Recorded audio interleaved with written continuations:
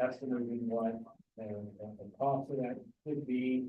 I think Steve thought it would be in 50,000, more than 30,000 range. Bottom line is we have enough to get our foot in the door to the extent that there's more money needed. There's response to higher fees come back higher.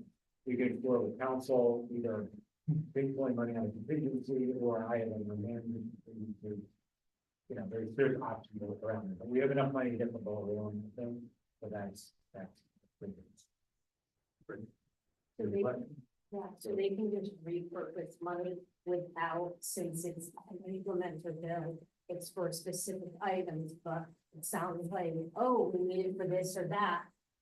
It's fair game. Yeah, so the bill itself, I'm not an expert on this, how this works, but I think the bill itself is just sort of appropriating funding for Newington. And then on a spreadsheet at the staff level, behind the scenes, there would be like, we need for this, this, and this. But what the General Assembly actually acted on was not like 30,000 for, but the fire department, 20,000 for it was just a block amount, and then that office of policy for the staff level works out how that gets. Okay, so they can just do it willy-nilly. It sounds like, oh, we need to get this done, we'll just move this money over here.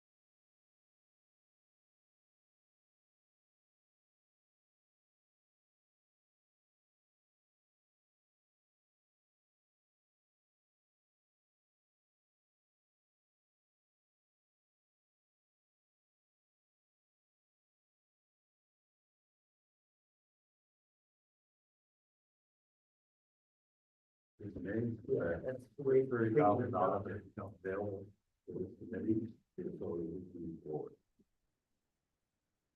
Anything else? Next item, that's on follow-up items regarding 255, 259, 6,000, possibly like that. Everybody's received the memo that got one down to that. Wow. It's a recent piece of property that there's buildable. Well, everything is buildable. I don't believe it's buildable. Budget out there because of our planner took a look at it. There took a look at it right now, and I believe you were part of that. And here's the other thing. Again, I'm not a fireman. Don't know the fire department wants to be located on that end street. It's not good. The three of you don't have the extra back. I get the logic of that.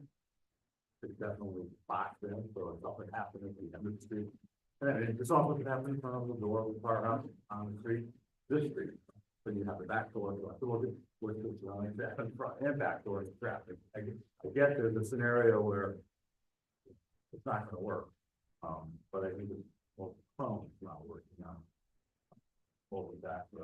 Yeah.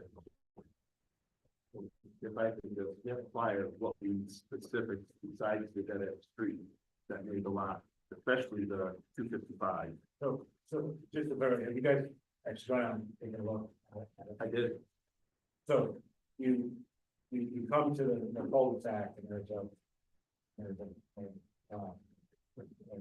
barrier there. And then it completely drops off. So there's no practical way to extend that cul-de-sac in the first place without a retaining wall that would be, have to be engineered 80 feet out. I don't even know what the drop off is, but it's so steep I wouldn't feel comfortable hiking down.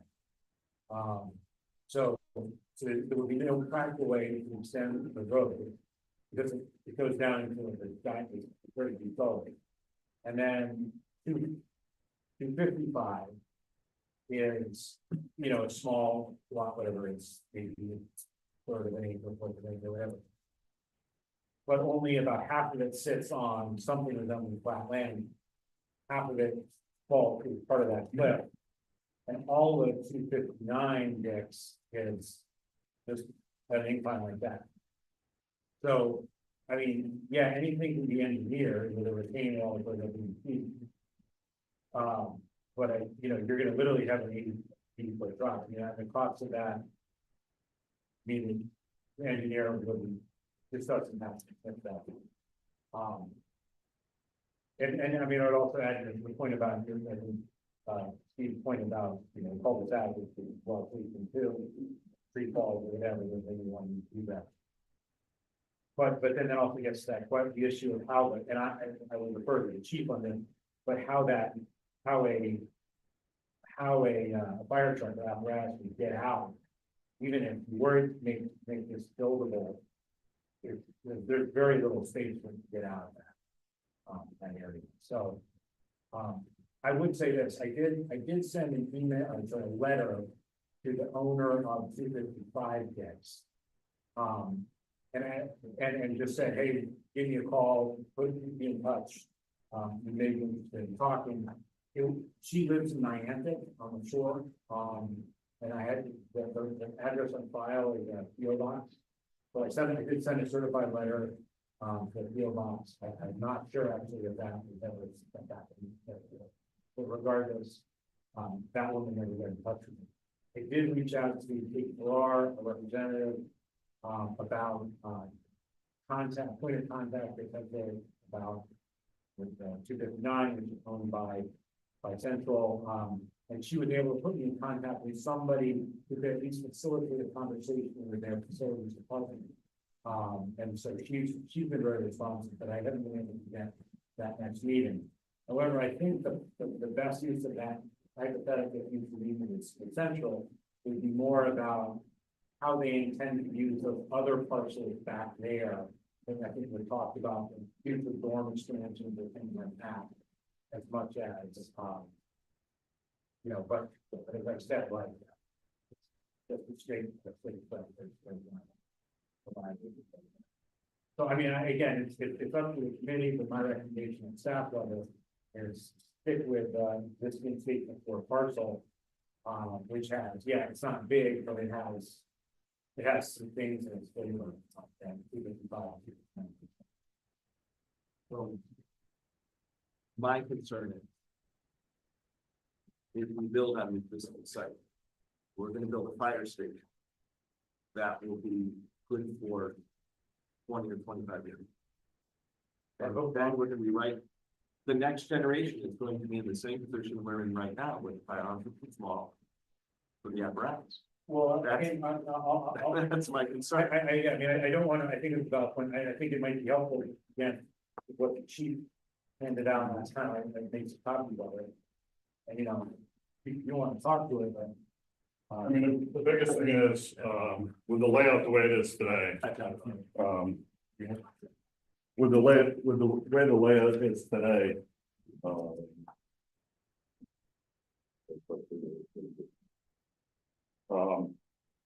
the existing footprint, the day room, the office area, you actually have more, it can go longer.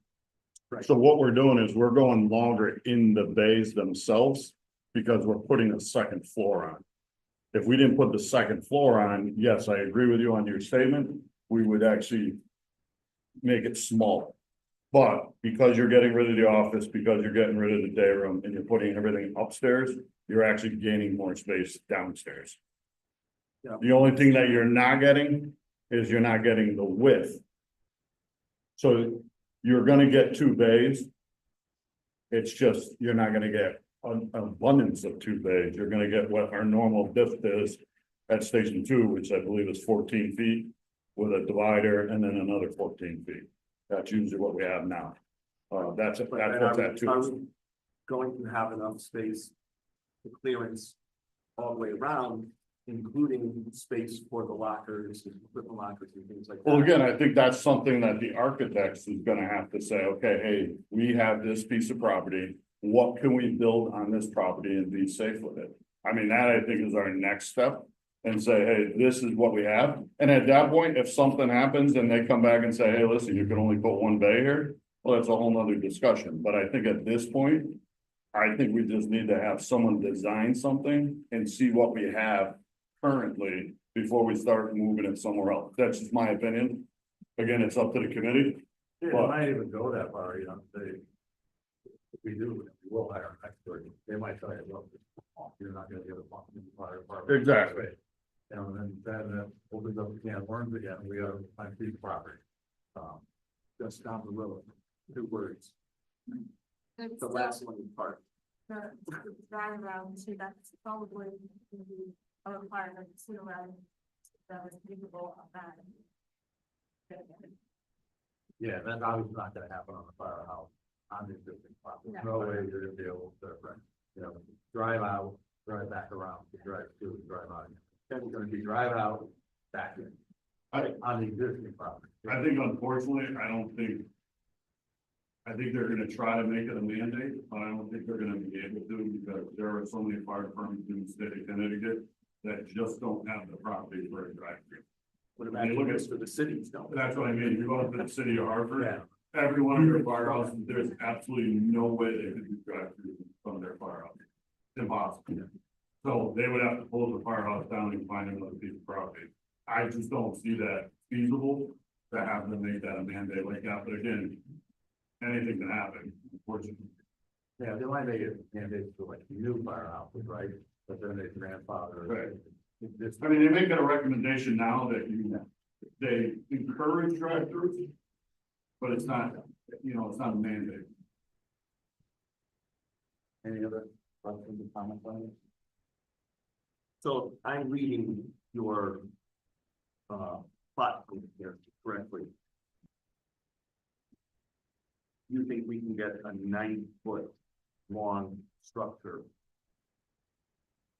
on that site with a 43-foot apron? Correct. That's what was measured. Right. When we were there.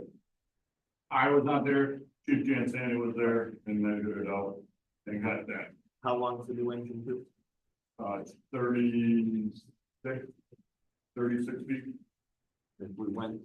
If they move to clean cabs, how much longer do you think the new engine two would be? You'd probably have to add a cabinet, you'd probably take away a cabinet on the outside and just make it all air packed. So you'd have to add a cabinet, you'd probably go up with the cabinet. Cause you gotta be careful with how much length you have, because at some point, then it goes to you have to go to a dual axle, and that just adds cost. It's tough to say on that.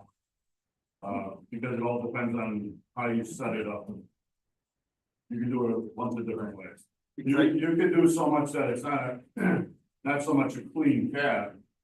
You could also make a fire truck the way it sits today. Yeah. But all the equipment that gets used at a fire gets put into a pickup truck or a trailer, gets trailered back to the firehouse, gets cleaned, and then gets put back on the truck. That's technically a clean cab too. Right. It's just basically taking the carcinogen out of the cab on the way back to the firehouse so that they can be cleaned properly. And to keep the cancer prevention away from the memory. So if I could just ask you another question. Ideally, you would like an apron long enough so that the apparatus be out of the bay and not sticking to the road forever. Right. Absolutely. And draw or approved, have that, right? That's correct. With the, You can use there, yeah. Okay.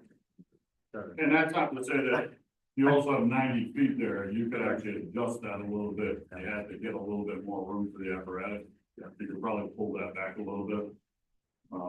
Because technically, if you go off of those measurements, you could put a double apparatus bay back to back. Right. And still have enough room inside.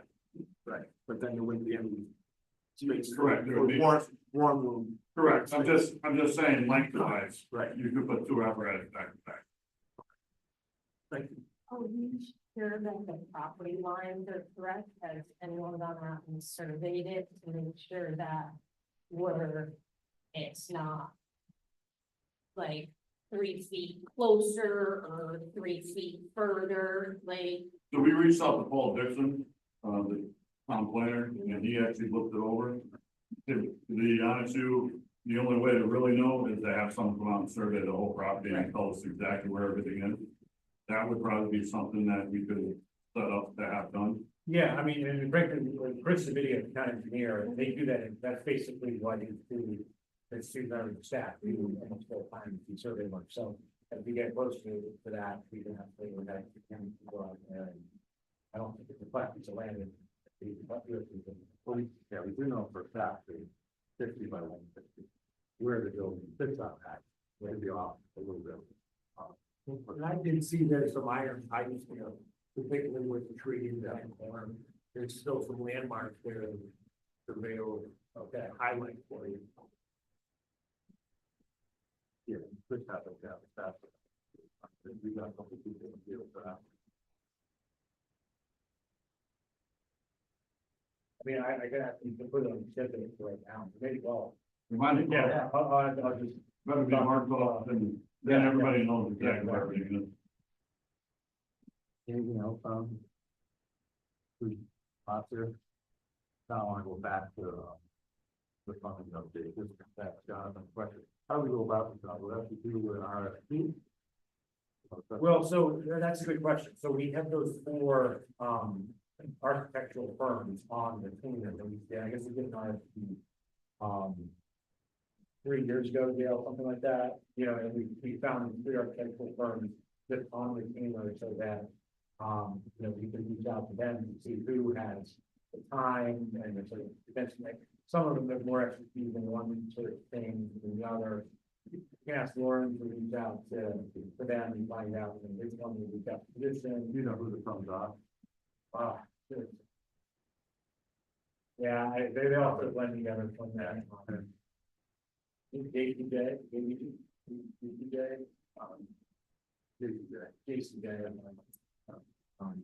in other words, it's kind of, research on the research. Yeah, to get, well, good firm, that's a lot of, knowledge, other clients. So they're all solid. The funds, new finance guy. The funds, they do fire stations and. Well, that would be my only concern is, I'd like, even though it's an architect, I'd like to have some experience with firehouses, because obviously, an architect's an architect, but when it comes to firehouses, it's different a little bit. So just keep that in mind. I can send Lauren a text right now, and she would just know that from there. Yeah, I think I want to make sure we deal with somebody, that has expertise, even if they have to partner. Might be the easy way to do it, and then we don't have to go out for an RFP, that we can get somebody on board much quicker. Yeah. And I know, Newfield right now is building 10,000 square foot, single story, 4-bay firehouse. It's in Norfolk, so it's like the hell. But price wise, single story building, 4-bay, I think it's roughly 10,000 square feet, is $700. That's what it costs. So we're obviously going to be smaller, but we're gonna, and with now, we're going to. I don't know that the square foot price would increase, but we would count the lower square footage and the upper square footage. So,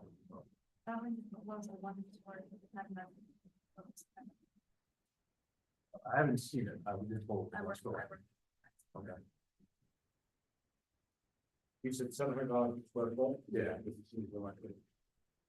That's what Newfield called it. I'm talking about Bill Johnson. He's their head superintendent. And again, that's a, rough estimate. Now, that's just the structure, or is that the entire project?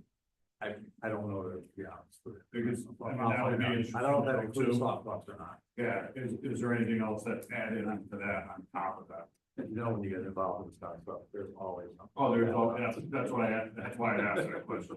So there's always something. I'm assuming that's the atrial building. Assuming we're building on that site, there's gonna be asbestos to correct All of that, there'll be asbestos, there'll be PCBs, my guess is they'll look at that site, that building. That's fully contaminated, it will go and don't get debated, but they won't try to take it apart, they'll probably just keep that more gas. It's hot, it's, we don't get all out, that's why I separated. But, and then it could be different, I know, the board has, a Genesis on contract. That they deal with my state contract. I don't know if the town does. Town moving, I never remember. I think the assesses Yeah. mitigations and. Yeah, you look for all the schools. Yeah, okay. I can send you the contract. Okay.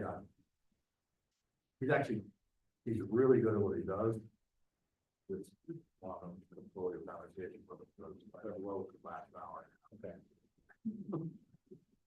They'll get in real deep, so Well, ideally, I mean, correct me if I'm wrong, but a good design firm would be able to, as part of their process, to that would be able to at least have that conversation.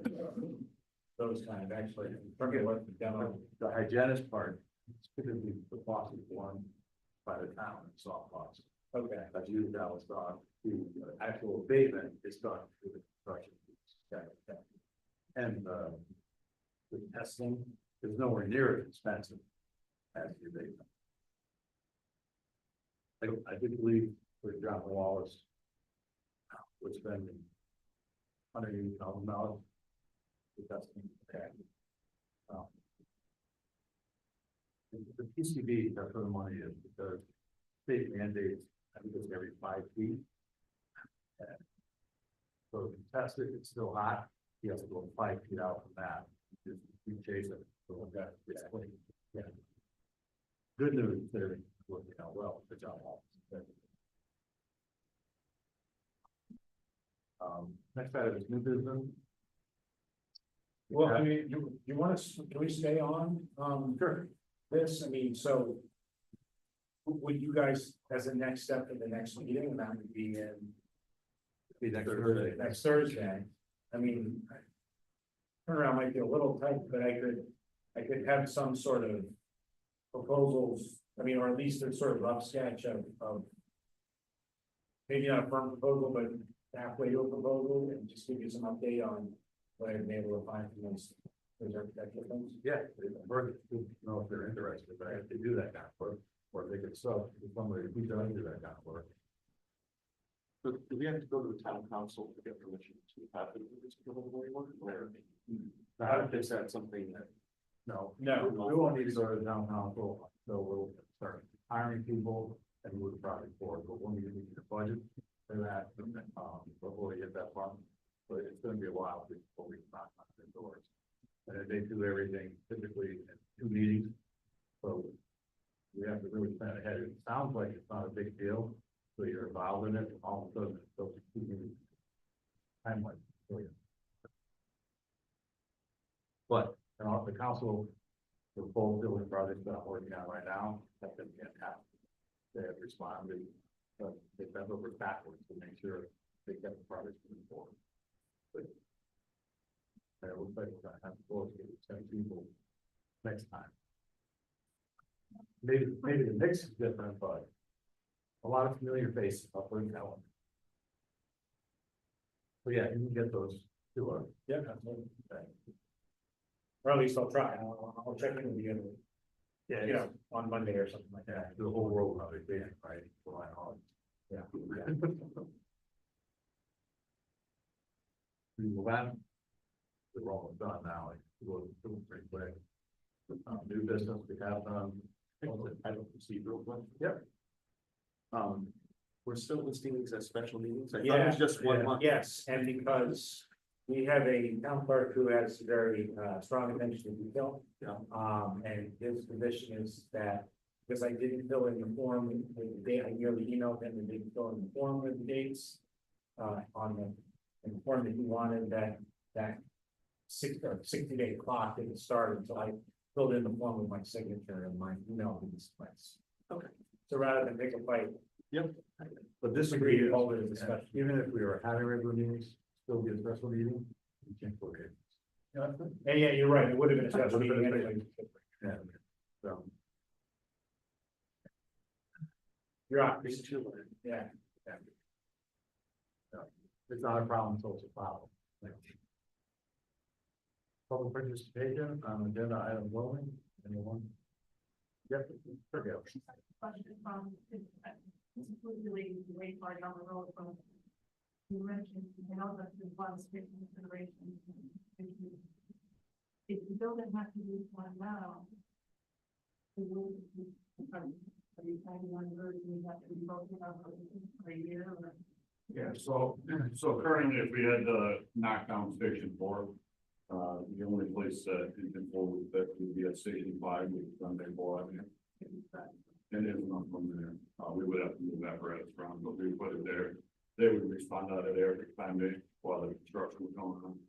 And then obviously once it's back, they would then. Yep. But if we're waiting for that, we can't get it approved, the referendum, but they do have a home now. That won't be an additional cost. No, not at all. No. Anybody else? Any comments by team members? Motion to adjourn. Motion to adjourn. All those in favor, you can find by saying aye. Stand adjourned. Everyone. See you next Thursday. With that town hall. Just, Josh, if you can't get that stuff, I just assume you cancel the next meeting. There's not Yeah. really anything I do. I'll So put you it get in ready. tomorrow morning. Yeah, if not, then